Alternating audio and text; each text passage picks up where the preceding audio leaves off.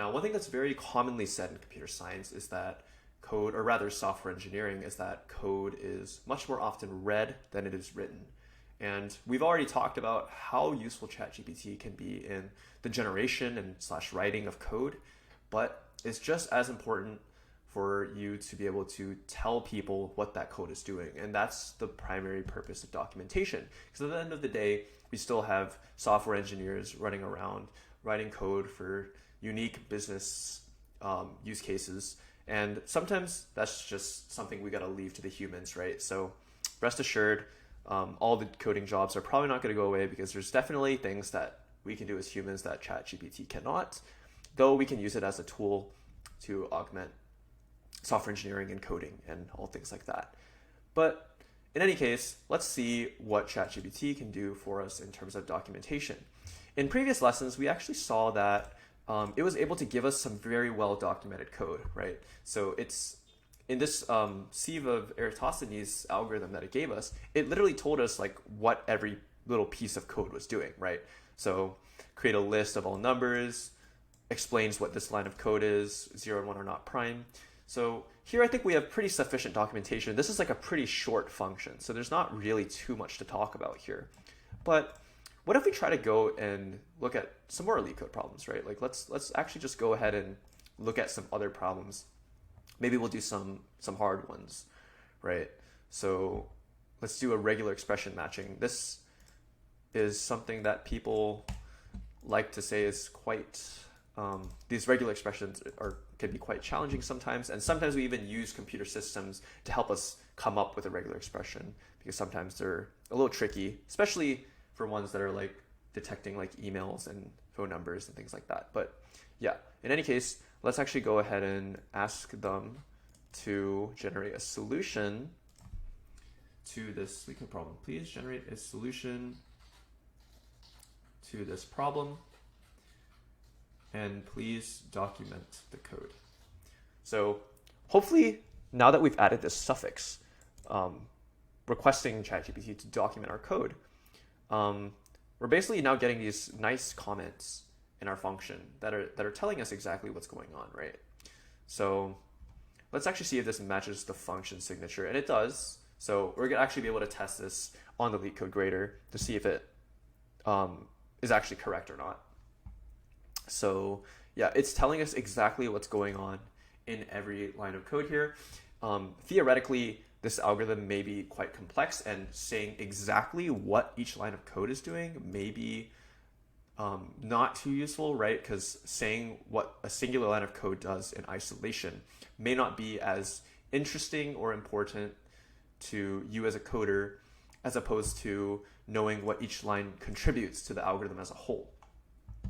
But this is actually really awesome because after that, it always seems to suffix this code block with an explanation of the intuition behind the algorithm. So in this case, it's dynamic programming, which is a strategy that's commonly employed to help increase the runtime complexity of your algorithms. So yeah, this is a super long paragraph. I'm not going to go too much into detail about what exactly is going on here, but you can see that quite simply, it's able to generate documentation and explanations for the code that it's writing. Now, we've already kind of seen this application in algorithms, and we just tested it on a more complex algorithm. Maybe just for good measure, we can actually bring this code in here and just verify that it works. So if we go ahead and paste that in and correct the function signature, because it is not correct right now, and fix that, we should run it. And sure enough, oh, there is actually a runtime error, but that is because it is not indented correctly. So that's actually on me. But if we run that again, well, it should probably be correct. And yeah, I'm not even going to bother to submit it because honestly, it's probably correct. And yeah, we can see that it's able to also explain why that's the case. Now, one thing that's really popular in computer science is this thing called GitHub, which is a place for you to kind of, in a sense, upload your code. It's built on top of Git, which is source control or version control software. But yeah, basically we can go in here and see commit history, or basically changes that have been made to this code base. Now, the code base that we're actually currently looking at is Visual Studio Code, which happens to be the application that we've been using to view our code and edit it and view our file system. This beautiful app here is actually open source or available on GitHub under the Microsoft organization. And we can actually go in here and do some digging into the entire code that this sort of runs, right, to create this app. Now, you can scroll down, see the README, see more details about it. But what we're really interested in is seeing how ChatGPT can document this. So this is a pretty popular repository, lots of contributors, lots of issues, people basically reporting bugs, pull requests, basically like contributions, basically requests, like as you can see here, they're like updating things, implementing linting, using variables. So basically people are trying to add, right? So that's the whole essence of open source, is that you've got lots of people working on one project and all contributing their efforts. Now, if we were to go in, let's look at scripts or something, right? So we've got this script right here. And we see that this is a batch script. And let's just say I don't know what a batch script is, right? So like, let's go ahead and ask, what is this code doing? Could you please document it?